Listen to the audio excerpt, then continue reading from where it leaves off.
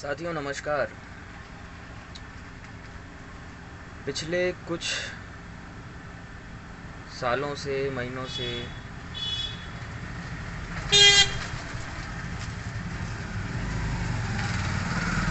मैं देख रहा था कि कुछ लपर झंडे ओशो सन्यासी राजनेताओं की भक्ति में इस तरह लीन है कि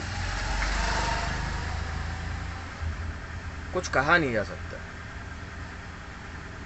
और नए ओशो सन्यासी में की मैं बात नहीं कर रहा हूँ। मैं बात ऐसे ओशो सन्यासी की कर रहा हूँ जो कि शिविर लेते हैं ओशो का, लेकिन उनके अंदर से मोदी भक्ति नहीं जा रही, मतलब राजनेताओं की भक्ति करना नहीं छोड़ रहे। और मैं जब भी सरकार विरोधी कोई पोस्ट करता हूँ या नरेंद्र विरोधी कोई पोस्ट करता हूँ तो मुझे कमेंट करके बोलते हैं कि ये फर्जी ओशो सन्यासी है, ये ओशो सन्यासी हो ही नहीं सकता।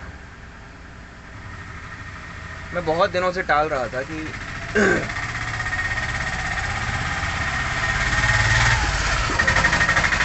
हटाता हूँ, उन सब चीज़ों को इग्नोर करूँ, लेकिन ज़्यादा दिन इसको इग्नोर नहीं कर सकता था। तो मैं सोचा कि मैं इस पर एक छोटा सा वीडियो बना दूं और उन लोगों के लिए कि जो कहते हैं कि सत्ता विरोधी सन्यासी को नहीं होना चाहिए, सरकार विरोधी नहीं होना चाहिए, तो मैं उनसे ये कहना चाहता हूँ कि ओशो सन्यासियों को आप जानते नहीं हैं। और ओशो सन्यासियों को तो ठीक है, आप अभी ओशो को नहीं जानते, ओशो को नहीं समझते।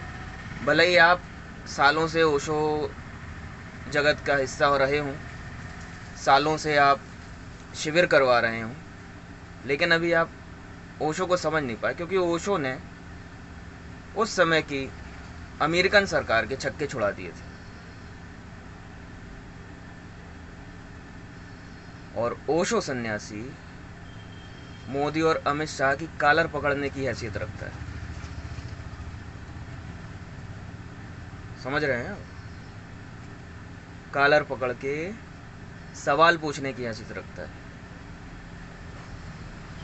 ओशो सन्यासियों को और ओशो को अगर आप समझ रहे हैं कि आपने समझ लिया है तो आप गलती में हैं। ओशो सन्यासी शांत नहीं बैठा रह सकता कि जब वो देखता है कि इस देश में इतना अंधविश्वास और पाखंड उसके सामने हो रहा है तो वो आंख बंद करके बैठा रहे। वो देखता है कि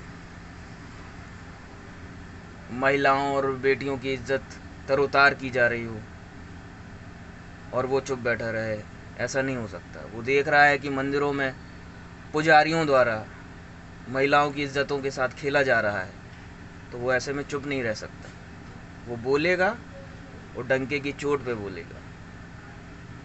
तो इस बात को आप हमेशा ध्यान रखिए। ओशो का सन्यासी हर तरीके से विद्रोही होता है, सामाजिक स्तर पर भी, राजनीतिक स्तर पर भी। और अगर ज़रूरत पड़ेगी तो ओशो सन्यासी संसद में भी पहुंच के इस सरकार से सवाल पूछेगा। ओशो नमन।